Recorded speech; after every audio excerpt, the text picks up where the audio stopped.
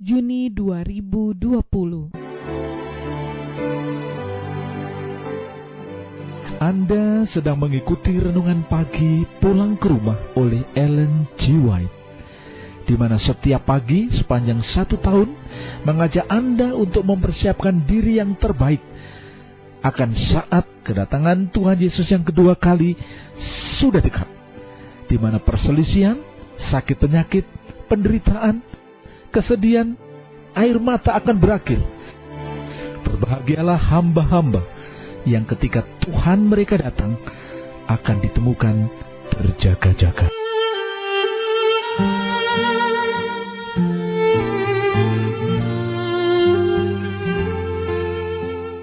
Renungan pagi kita sepanjang bulan Juni bertemakan Hukum Taurat dan Hari Sabat, Ujian Kesetiaan Ganda. Judul renungan pagi kita hari ini adalah Hari Sabat Meterai Hukum Allah. Ayat renungan Yesaya 8 ayat 16. Beginilah firman Tuhan. Aku harus menyimpan kesaksian ini dan memeteraikan pengajaran ini di antara murid-muridku. Tuhan bersabda melalui nabi yang sama. Aku harus menyimpan kesaksian ini dan memeteraikan pengajaran ini di antara murid-muridku.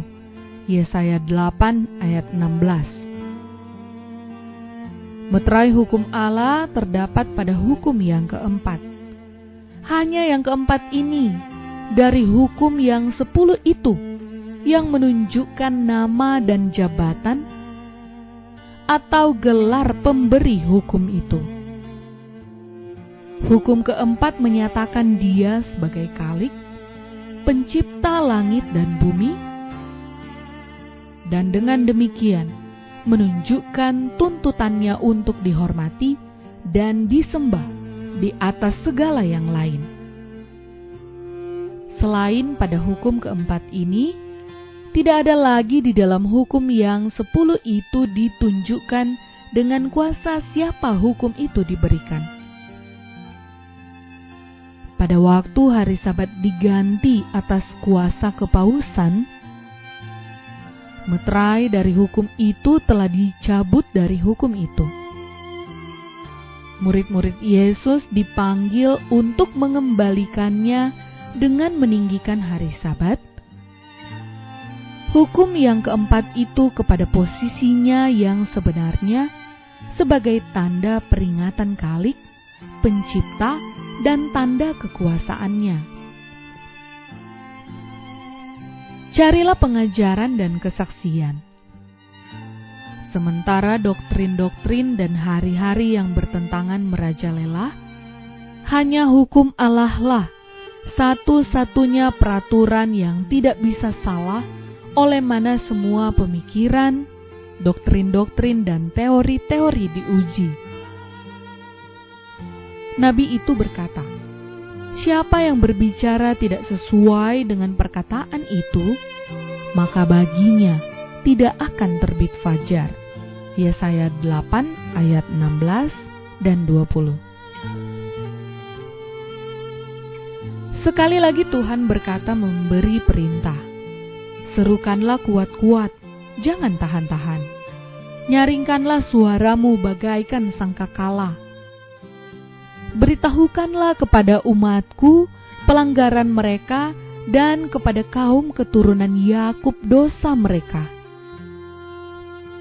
Bukanlah dunia yang jahat ini, tetapi mereka yang disebut Tuhan sebagai umatku yang akan ditegur karena pelanggaran-pelanggaran mereka. Dikatakan lebih jauh, memang setiap hari mereka mencari aku dan suka mengenal segala jalanku. Seperti bangsa yang melakukan yang benar dan yang tidak meninggalkan hukum Allah. Yesaya 58 ayat 1 dan 2. Jadi nabi itu menunjukkan hukum Allah yang telah mereka tinggalkan. Engkau akan membangun reruntuhan yang sudah berabad-abad dan akan memperbaiki dasar yang diletakkan oleh banyak keturunan. Engkau akan disebutkan yang memperbaiki tembok yang tembus, yang membetulkan jalan supaya tempat itu dapat dihuni. Apabila engkau tidak menginjak-injak hukum Sabat dan tidak melakukan urusanmu pada hari kudusku, apabila engkau menyebutkan hari Sabat hari kenikmatan dari hari kudus Tuhan, hari yang mulia, apabila engkau menghormatinya dengan tidak menjalankan segala acaramu, dengan tidak mengurus urusanmu atau berkata omong kosong, maka engkau akan bersenang-senang karena Tuhan. Yesaya 58 ayat 12-14. Nubuatan ini juga berlaku pada zaman kita.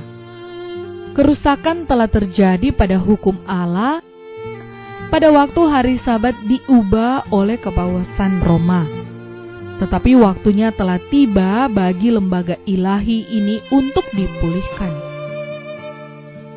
Kerusakan itu diperbaiki dan reruntuhan yang berabad-abad akan dibangun. Alfa dan Omega, jilid 8, halaman 472 dan 473. Marilah kita tutup renungan pagi yang indah ini dengan doa. Ya Tuhan, ya Allah kami, betapa kami mengucap syukur kami telah tiba hari ini pada tanggal 14 bulan Juni tahun 2020. Kami telah diberkati Tuhan, kami telah dipimpin oleh Tuhan sampai hari yang ke-14 dalam bulan Juni ini. Sekali lagi terima kasih untuk semua kebaikan-Mu. Dan pagi ini kami telah mendengarkan akan sabda Tuhan melalui renungan pagi yang bertemakan Hari Sabat, Materai Hukum Allah. Dan biarlah Tuhan tolong kami agar kami boleh menjadi pelajar-pelajar firman-Mu, dan kami boleh mengikuti akan firman Tuhan, termasuk memelihara akan kesucian akan hari Sabat. Terima kasih Tuhan, mengucap syukur Tuhan. Kami mohon berkat-Mu dan tuntunan-Mu yang akan menyanggupkan kami memelihara akan firman-Mu dalam nama Tuhan Yesus. Amin. Demikianlah renungan pagi kita hari ini. Nantikanlah renungan pagi besok dengan judul Hari Sabat diciptakan oleh Kristus. Salam sehat, Tuhan memberkati.